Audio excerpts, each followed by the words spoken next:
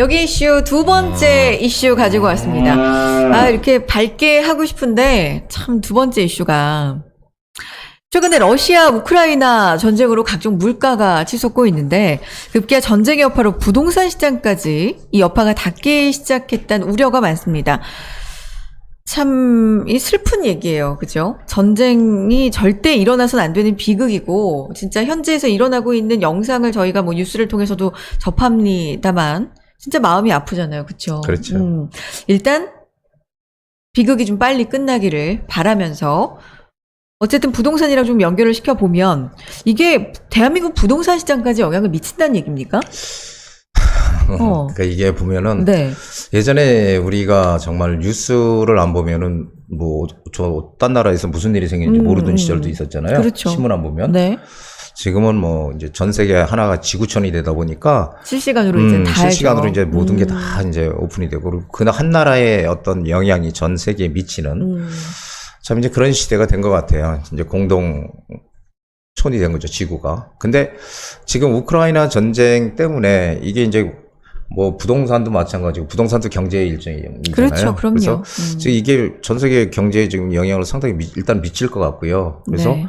뭐 유가가 급등하는 것부터 해서 환율도 지금 뭐 $1 환율이 이제 1230원대 네. 넘은 것도 지금 한참 됐고 2020년 이후 뭐 2년 만에 지금 그렇게 올라간다고 하는데 이게 환율 상승, 물가 상승으로 또 이어질 수 있고요. 그래서 이 유가 급등으로 인해서 지금 뭐 배럴당 100달러에서 뭐 140달러, 200달러까지 지금 예상을 하고 있어요. 그러면 이게 기름값도 오르고. 기름 넣으실 때 체감하지 않으세요? 저는 요새 너무 체감해요. 저도 요즘 많이 체감하고 있습니다.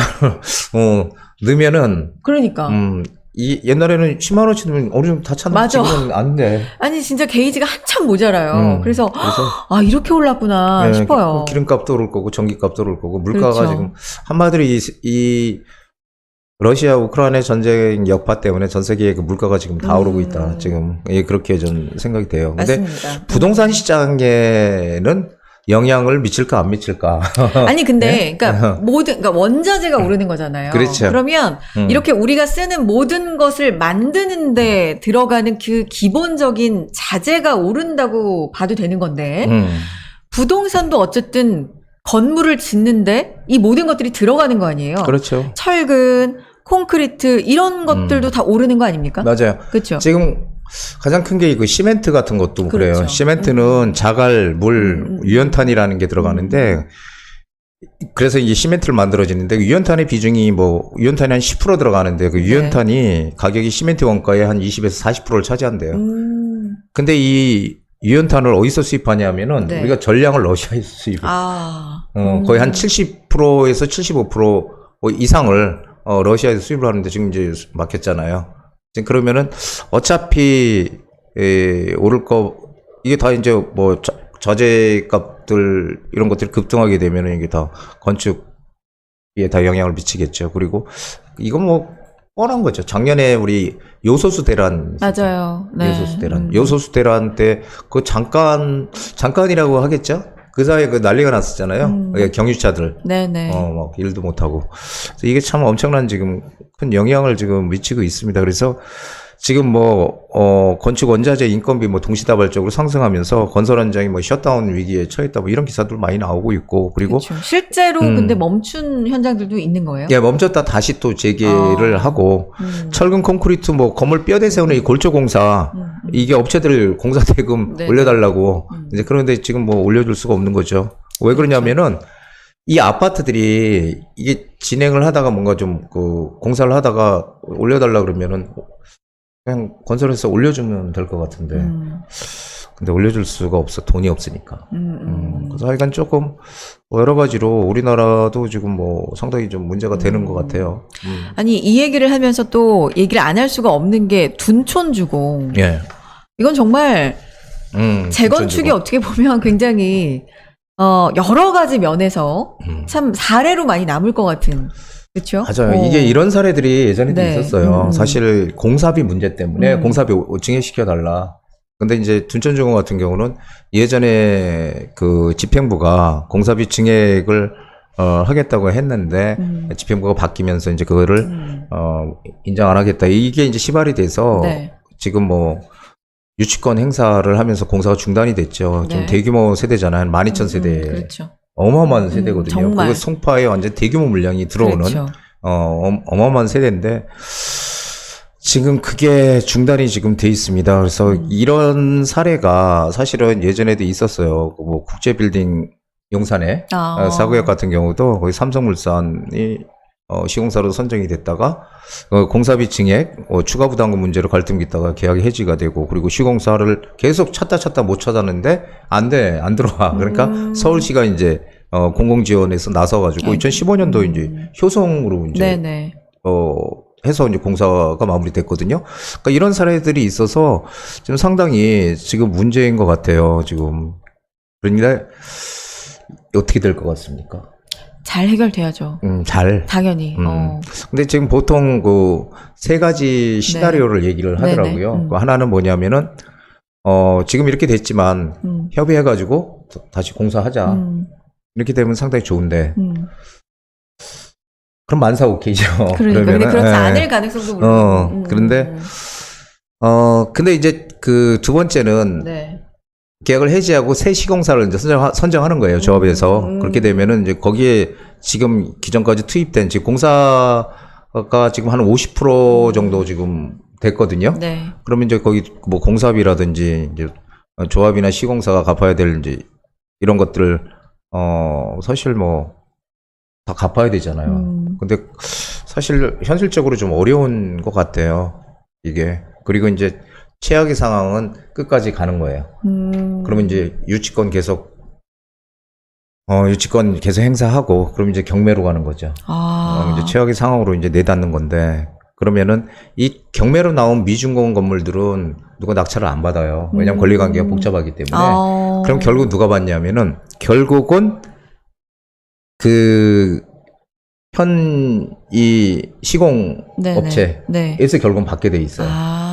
예, 근데 그렇게 되면 문제가 뭐냐면은, 그렇게 되면요, 조합원들의 여기 가지고 있던 재산권을 잃게 돼요. 이게. 사업부지가 이제 시공단에 이제 넘어가게 되고, 그래요? 그렇게 되면 이제 조합원들을 사업부지에 대한 권리를 잃어버리게 돼요. 그러니까 이런 사례가 또 있어. 아실 거예요. 아마 그 성수동 가면은 네. 한강변에 트리마제라는 아파트. 네네네. 트리마제. 그쵸. 거기가 이제 성수 1지역 그 주택조합으로 이제 해서 두산중공업이 이제 시공사로 2004년도에 지정이 돼서 선정이 돼서 이제 진행을 하다가 결국 여기도 분담금, 뭐 네. 분양가 이런 것도 이제 갈등 있다가 이제 부도가 났거든요. 네. 그래서 결국 나중에 이제 두산중공업이 사업 인수를 했어요. 다시 했는데 그러다 보니까 조합원들은 사업 부지 그리고 분양받을 자격 이런 거 다 잃어버렸어. 그래가지고 정말 엄청난 그 피눈물을 흘렸던 곳이에요. 근데 지금 상황을 보면은 지금 거기가 트리마제라는 진짜 30평대 아파트가 35억이 넘어가는 그런 명품 아파트가 돼 있잖아요. 그런 참 참담한 일들이 있었거든요. 그래서 가장 좋은 거는 어떻게든지 협의를 해서 이게 좀 잘 마무리가 돼야 되지 않을까. 어마어마한 지금 이 파급 효과가 크다고 저는 보여지거든요. 와, 피눈물이라고 하셨는데 진짜 맞는 말인 것 같고요. 근데 이게 비단 둔촌 주공하고 얽혀있는 이해관계자분들만의 얘기가 아니라 이게 부동산 시장에 전체적으로 좀 영향이 있지 않습니까? 당연히 있죠. 이게 지금 그 부동산이 어떤 영향을 미치냐면은 네. 이제 건설 원가가 올라갈 거예요. 이게 자재비가 막 그렇죠? 올라가니까 뭐 철근, 콘크리트, 건축 원자재, 인건비 막 다 오르고 이렇게 올라가게 되는데 문제는 올려주면 돼. 분양가를. 근데 그게 쉽지가 않으니까. 근데 분양가가 지금 그 분양가 상한제가 있잖아요. 그럼 분양가 상한제가 있으면은 분양가를 올릴 수가 없어요. 네. 일정 부분 올려야 되는데 요번에 지금 보니까 분양가 상한제로 기본형 건축비가 2.64% 올랐대. 그러니까 2.64% 오른 거에서 어떻게 그 대금을 지불해야 되는데 돈이 어디 있어요, 건설사가. 네. 자, 이렇게 되니까 지금 문제가 이 분양가 상한제가 상당히 걸림돌이 지금 된다. 왜냐면 좀 여기는 조금 고가로 분양해도 살 사람들 많거든요. 그렇죠. 예, 워낙 입지가 좋으니까. 근데 그렇게 못하는 거죠, 지금. 그래서 지금 갈등이 많은 것 같고요. 그래서 결론적으로 저는 이렇게 생각해요. 이게 지금 러시아 우크라이나 전쟁으로 인해서 이 생산 차질 건축비는 계속 상승할 거고요. 근데 물론 둔촌주공은 그것만이 아니라 과거에도 쌓였던 갈등들이 이걸로 그렇죠. 인해서 조금 더 불거진 것도 거죠. 있고요. 그러면은 이게 이제 전체적으로 부동산 시장에 이 영향을 미칠 거고요. 네. 왜냐하면은 건축비도 올라갈 거고 그러면은 상당히 이게 좀 분양가도 올라갈 거고요. 네. 그렇죠. 그리고 분양 시장에 대한 그 신축.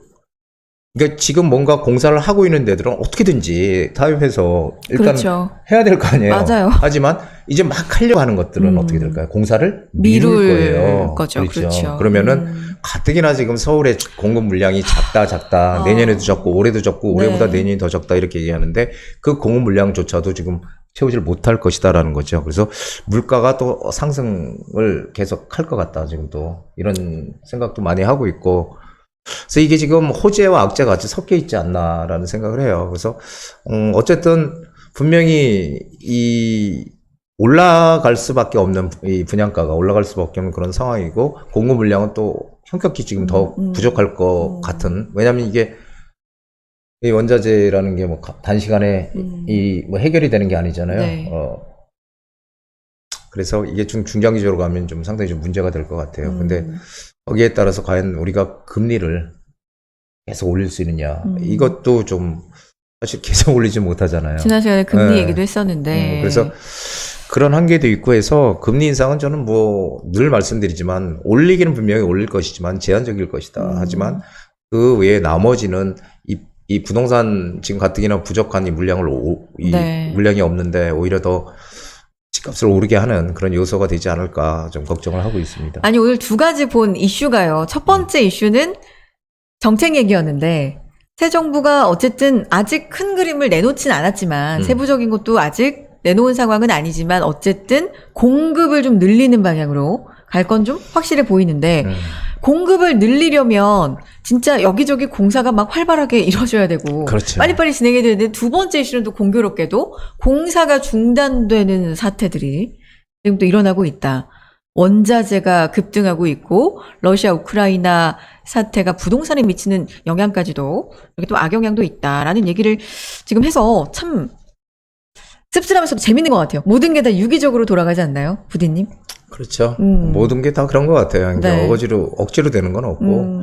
그래서 우리는 항상 우리 투자도 마찬가지예요. 투자도 어떤 방향성 그런 순리에 따라서 투자를 하는 거지. 되지도 않는데 무조건 가서 투자를 하고 그렇죠. 누구 말을 믿고 가서 투자를 하고 특히 어떤 뭐 유튜브를 많이 부정적으로 얘기하는 분도 상당히 많지만 잘 걸러서 들어야 된다. 저는 그렇게 생각을 합니다. 그리고 이 투자는 사실은 내가 남을 투자시키려면 경험이 있어야 돼요. 네. 자기가 투자를 해서 벌어도 보고 잃어도 보고 한 경험이 있어야 그 경험을 바탕으로 해서 남을 투자시킬 수 있는 거지. 벌어도 보고 잃어도 보셨어요?